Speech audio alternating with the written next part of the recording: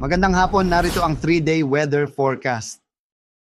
Para naman sa ating 3-day weather outlook sa mga piling syudad ng ating bansa, for Luzon, particular na sa Metro Manila, Baguio at Legazpi City, sa mga araw na ito, sa araw ng Miyerkules hanggang sa Biyernes, magpapatuloy itong magandang panahon, generally fair weather na dulot ng easterlies, mainit na panahon. So asan pa rin natin yung mataas sa temperatura pagsapit ng tanghali hanggang sa hapon.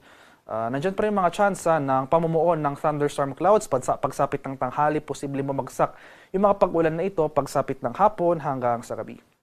Sa areas naman ng Visayas, particular na dito sa mga syudad ng Metro Cebu, Iloilo City at Tacloban City, for these 3 days, mapapansin po natin yung mga kaulapan na posibleng maranasan bukas sa mga Eastern Visayas ay mawawala na pagsapit ng araw ng Miyerkules. So generally improving weather conditions for most of Visayas sa tatlong araw na ito. So generally fair weather apart from isolated rain showers and localized thunderstorms.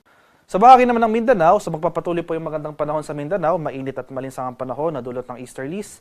So for the next 3 to 5 days, easterlies po yung ating magiging dominant weather system sa malaking bahagi ng ating bansa. So for Mindanao, Metro Davao, Cagayan de Oro at Zamboanga, asahan natin na magpapatuloy itong mainit at malinsangang panahon, partly cloudy to cloudy skies, with chances lamang ng mga isolated rain showers or thunderstorms, kadalasan sa hapon hanggang sa gabi.